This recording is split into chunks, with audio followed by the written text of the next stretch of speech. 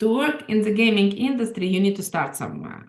So it's important, A, to educate yourself. So what I would personally do, like I will open a couple of accounts, on some gaming casinos or sports book, just to understand the difference, what it means, what gaming means. So you can educate, it's not a rocket science, like deposit some money, like 10, 20 euro, try what's play journey, like try to gamble a little bit just to get this idea. Now, there are a lot of courses as well, which can teach you, but again, it's not a rocket science. And the entry level, as such as customer support or live casino dealer, they don't require much skills. Basically, the companies who are looking for those jobs, like they will give you a proper training as well. So it's actually really easy to find. And there are a lot of big companies on the island where you can start joining somewhere.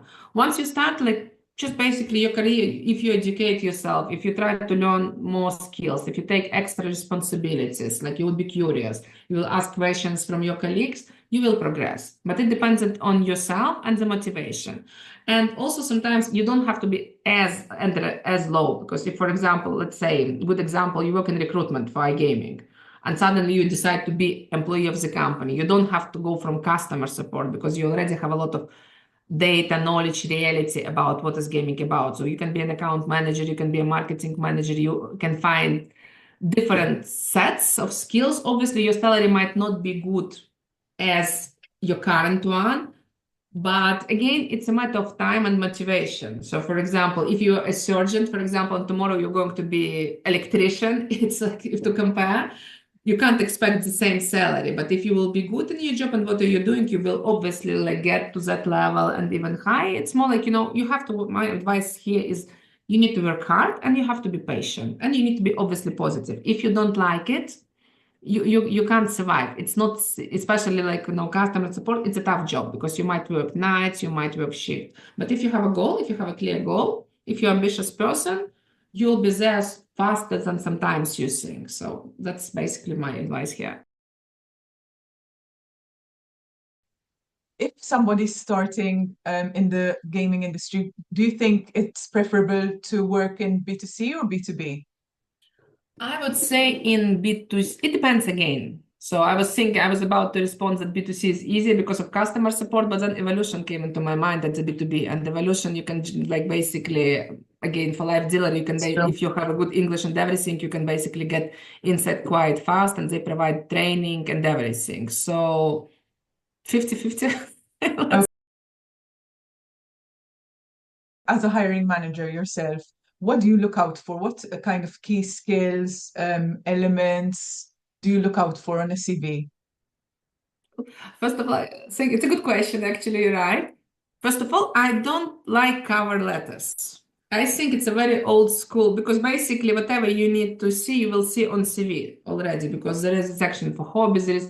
So again, I think it's something traditional from the past, which should stop because for me it's a waste of time. I don't even read them often because, or I have a very quick glance because it doesn't give me information, literally. I want to know what is experience of the person, what the person did, and what have you.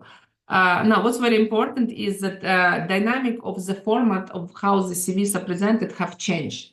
And when I see still the CVs which were done like 4 years ago, or like templates of 10 years ago, I'm like, okay, guys, you didn't invest much in your CV. Nowadays, there is so many interesting software programs which can basically do you 1-2 pages CVs, like super colorful, super attractive, very informative, like straight to the point. So invest time in creating a good CV. It doesn't have to be paid programs. There are a lot of free programs, but make sure your CV is really credible. Because for me, if you made an effort to do a good CV, it's already the first step that you're going to be responsible as a person whom I'm hiring.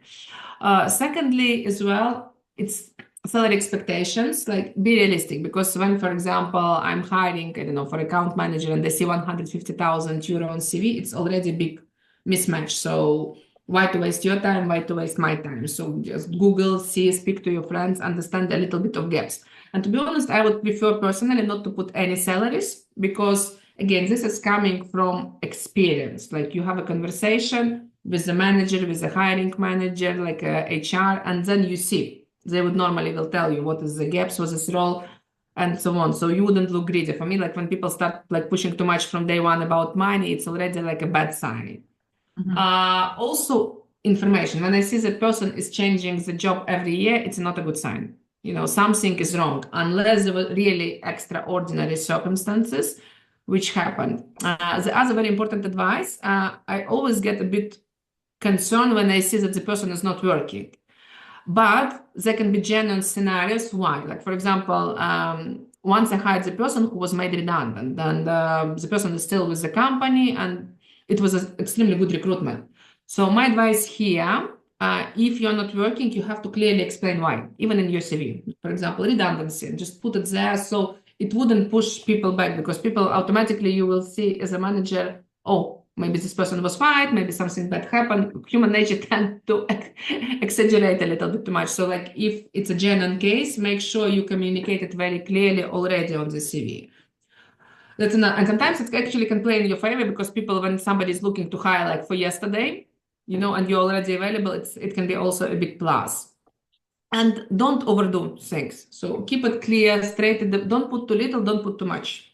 And be honest, because this industry is so small, like it's extremely small. Do you think that, we're not checking? It's like one thing HR is doing checks. I always will pick up the phone and I will phone somebody who knows the person, or I will know the person who knows the person.